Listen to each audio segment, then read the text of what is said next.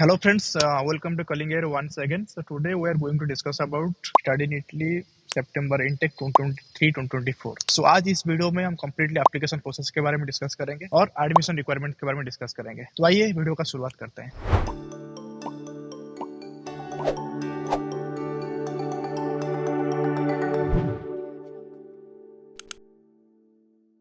जैसे कि मैं आपको एक लेटेस्ट अपडेट दे दूं, अभी कुछ यूनिवर्सिटी का एप्लीकेशन ऑलरेडी ओपन हो चुका है। पॉलिटेक्निक यूनिवर्सिटी मिलान जो है उसका ऑलरेडी फर्स्ट कॉल जो है ऑलरेडी वो स्टार्ट हो चुका है।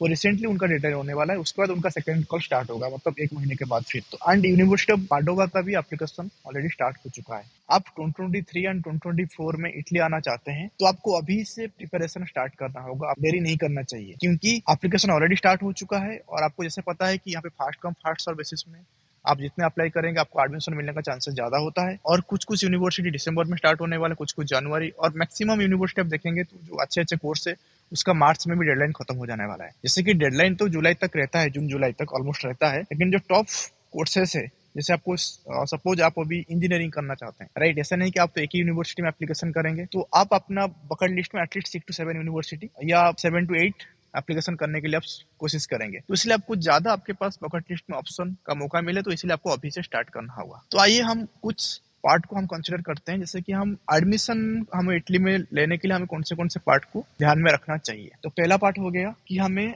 हमारा जो पोर्टफोलियो है, जैसे हमारा जो बैकग्राउंड है, एजुकेशनल बैकग्राउंड है, उसी हिसाब से हमें यूनिवर्सिटी शॉर्टलिस्ट करना चाहिए। जब हम यूनिवर्सिटी शॉर्टलिस्ट करेंगे, यहाँ पे क्वेश्चन आता है हम यूनिवर्सिटी शॉर्टलिस्ट कैसे करेंगे। जैसे हम इटली में पढ़ाई करने के लिए आ रहे हैं, हम तो सारे यूनिवर्सिटी में क्या क्या कोर्सेज हमें तो पता नहीं है। तो इसलिए आप क्या करेंगे, यूनिवर्सिटी इटली जो वेबसाइट है उस वेबसाइट में आप जाकर के कोर्स सर्च कर सकते हैं। जैसे कि इस साल बहुत सारा नया कोर्सेस ऑलरेडी पब्लिश हुआ है, तो पिछले साल के हिसाब से इस साल भी कुछ नया नया कोर्सेस ऐड हुआ है। तो इसलिए आपको जो लेटेस्ट कोर्स मतलब जो ऐड हुआ है इस साल जो इंग्लिश लैंग्वेज में, उसको जानने के लिए आप यूनिवर्सिटी इटली वेबसाइट कर सकते हैं।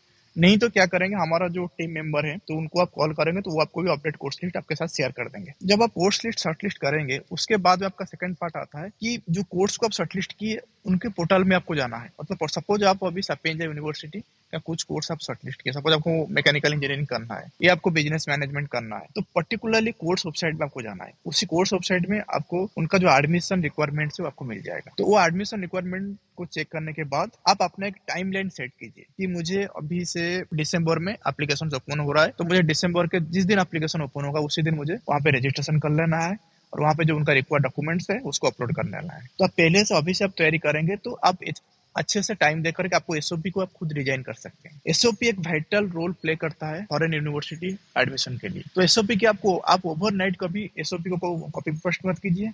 एसओपी को आपको मतलब मेरा जो पर्सनल रिकमेंडेशन रहेगा, मैं जो एसओपी जैसे मेरा एसओपी में जब रेडी किया था और जब कुछ स्टूडेंट्स का एसओपी में रेडी करता हूँ, स्पेसिफिकली मैं क्या करता हूँ, एक रैंडम एसओपी पहले बनाता हूँ। सपोज आप अभी बिजनेस में जाना चाहते हैं, राइट, आप सपोज बिजनेस में आप जो कोर्स चूज करेंगे, आप इंटरनेशनल मैनेजमेंट चूज कर सकते हैं, मार्केटिंग चूज किए, कि आप तो वेरियस, मतलब ऐसा नहीं कि एक ही कोर्स आप सारे यूनिवर्सिटी में आपको मिलेगा, थोड़ा उनका कोर्स टर्म डिफरेंट डिफरेंट होता है। तो इसलिए पहले क्या होगा, आपको एक रैंडम एसओपी आपको एक लिखना होगा। फिर एक एसओपी लिखने के बाद, मतलब एक ओवरऑल एसओपी लिखने के बाद, मतलब आपका जो कोर है उसको फिर फॉर यूनिवर्सिटी का रिक्वायरमेंट के हिसाब से, क्योंकि कुछ कुछ यूनिवर्सिटी का रिक्वायरमेंट्स होता है कि आपको 1000 वर्ड्स के अंदर आपको आपका जो एसओपी है उसको कंप्लीट करना होगा। कुछ कुछ यूनिवर्सिटी का रिक्वायरमेंट रहता है 350 वर्ड्स के अंदर आपको एसओपी लिखना होगा। कुछ कुछ यूनिवर्सिटी का रिक्वायरमेंट्स ऐसा कुछ क्राइटेरिया नहीं रहता है। तो इसीलिए आप पहले नॉर्मल एसओपी बना दीजिए, एसओपी समरी एक बना लीजिए, उसको फिर आप यूनिवर्सिटी का रिक्वायरमेंट के हिसाब से आप उसको स्पेशलाइज कीजिए, क्योंकि एसओपी बहुत मैटर करता है। तो एसओपी को कभी भी आप ओवरनाइट लिखने की कोशिश मत कीजिए। जैसे मैंने यहाँ पे मैं थोड़ा दोबारा रिपीट कर रहा हूँ, पहले आपको क्या करना है, यूनिवर्सिटी शॉर्टलिस्ट करना है। उसके बाद आपको कोर्स वेबसाइट में जाकर के एडमिशन रिक्वायरमेंट्स चेक करना है। उसके बाद आपको एक टाइमलाइन बनाना है। सपोज आप 5 यूनिवर्सिटी शॉर्टलिस्ट किए, तो 5 यूनिवर्सिटी जो शॉर्टलिस्ट किए उसका एडमिशन, उनका एप्लीकेशन कब से स्टार्ट हो रहा है और कब एंड हो रहा है। हम डेडलाइन को आप मत लिखिए, आप एप्लीकेशन स्टार्ट कब हो रहा है उसको लिखिए, क्योंकि हमारा साइकोलॉजी क्या होता है ना, जब हम डेडलाइन लिखते हैं तो हमेशा हमारा दिमाग में एक प्रोक्रेस्टिनेशन चलता है। जब मैं पहले मतलब जो खुद में एक्सपीरियंस किया हूँ तो आपके साथ में शेयर कर रहा था। सपोज हम अभी एक एप्लीकेशन स्टार्ट हो रहा है दिसंबर 5 से, ओके, तो उसका डेडलाइन है February 22। तो हमेशा हमारा क्या हुआ, हमारा माइंड में डेडलाइन चलेगा, डेडलाइन तो 20 है, तो 20 फरवरी के लिए हम क्या करेंगे, हम ठीक है कल करते हैं, कल करते हैं, कल करते हैं। मैक्सिमम ह्यूमन साइकोलॉजी इस तरह से ही वर्कआउट करता है। इसलिए मैं बोलूंगा कि आप डेडलाइन आपका टाइमलाइन में मेंशन मत कीजिए, आप एप्लीकेशन कब स्टार्ट हो रहा है उसको मेंशन कीजिए और आप खुद एक डेडलाइन सेट कीजिए, आपको उतने दिन के अंदर आपको कंप्लीट करना है। एप्लीकेशन में क्या तरीका होता है, पहले होता है आपको रजिस्ट्रेशन करना, उसके बाद डॉक्यूमेंट अपलोड करना। डॉक्यूमेंट्स के अंदर आपके पास तो ऑलरेडी डॉक्यूमेंट आपके पास होगा, तो डॉक्यूमेंट के बाद आपका एसओपी डॉक्यूमेंट, जो सारे डॉक्यूमेंट आपके पास होता है, लेकिन जो कुछ कुछ लोगों के पास यूनिवर्सिटी का सिलेबस उनके पास नहीं रहता है, क्योंकि मैक्सिमम यूनिवर्सिटी आपके सिलेबस डिमांड नहीं करते हैं, लेकिन कुछ कुछ यूनिवर्सिटी आपको सिलेबस को डिमांड करते हैं। इसलिए हमेशा आपका डॉक्यूमेंट चेकलिस्ट में आपका सिलेबस का मेंशन कीजिएगा। जब आप डॉक्यूमेंट अपलोड कर देंगे, उसके बाद रहेगा आपको एप्लीकेशन फी पे करना है, सबमिट करना है। तो उससे पहले और एक बार कर सकते, तो इसलिए आप स्टेप 1, स्टेप 2, स्टेप 3 में कंप्लीट कर सकते हैं। इसका मतलब आप पहले से रेडी होंगे तो आप 2 दिन के अंदर एप्लीकेशन को कंप्लीट कर सकते हैं इजीली। तो उसके बाद अभी और एक चीज क्या आ रहा है, बहुत सारे स्टूडेंट्स को पहले से उनके मन में है कि नहीं, हमें मतलब कोई इंग्लिश प्रोफिशिएंसी नहीं चाहिए, हमें मतलब हमारा जो होम यूनिवर्सिटी का जो हम सर्टिफिकेट ले लेंगे इंग्लिश प्रोफिशिएंसी का, वही हमारा हो जाएगा। लेकिन अभी बहुत सारे यूनिवर्सिटी इंग्लिश लैंग्वेज टेस्ट का डिमांड कर रहे हैं, जैसे आईएलटीएस हो गया, टोफेल हो गया। तो इसीलिए आप अभी से उनका जो वो पिछले साल का जैसे 2022 का एडमिशन रिक्वायरमेंट चेक करके आप अंदाजा लगा सकते हैं कि वहाँ पे आईएलटीएस डिमांड है या नहीं। तो मैं रिकमेंड करूंगा कि आप इंग्लिश टेस्ट दे दीजिए, क्योंकि सपोज आप टॉप यूनिवर्सिटी के लिए प्लान कर रहे हैं तो इंग्लिश टेस्ट थोड़ा आपके लिए अच्छा रहेगा, क्योंकि इस साल क्या होने वाला है पता नहीं, मतलब अभी के करंट के हिसाब से।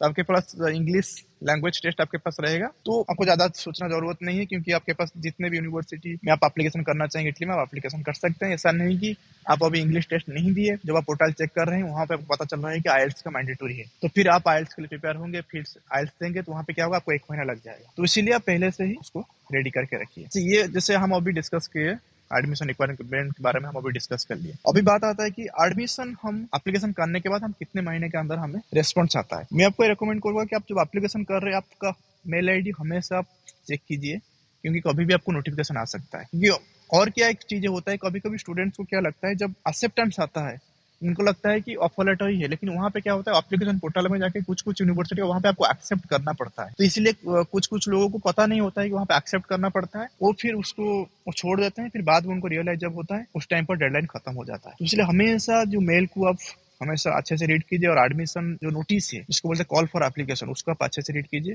जैसे कि आप इतने दिन से आप मेहनत कर रहे हैं, क्योंकि अभी इटली का जिस तरह से कंपटीशन है, तो बच्चों जो मतलब पिछले साल जो एप्लीकेशन किए थे जिनका नहीं हुआ, वो भी इस साल ट्राई करेंगे, राइट। तो इस साल जिन लोगों का एडमिशन मतलब ऑलरेडी बैचलर्स कंप्लीट हो चुका है, वो भी ट्राई करेंगे, और अभी जो बैचलर्स का फाइनल ईयर में है वो भी ट्राई करेंगे। और अभी इटली का अवेयरनेस बहुत ज्यादा है, क्योंकि इटली में आपको पढ़ाई के साथ साथ आपको स्कॉलरशिप मिल रहा है। तो वर्ल्ड का कोई भी कंट्री में आपको इस तरह से अपॉर्चुनिटी नहीं मिलेगा। तो इसलिए इस अपॉर्चुनिटी को आप हाथ में लेना चाहते हैं, तो आप उसको लाइटली मत लीजिए, उसको सीरियसली लीजिए, और आपका एप्लीकेशन का पोर्टफोलियो को अच्छे से 1 by 1 करके चेक करके उसको डिजाइन कीजिए।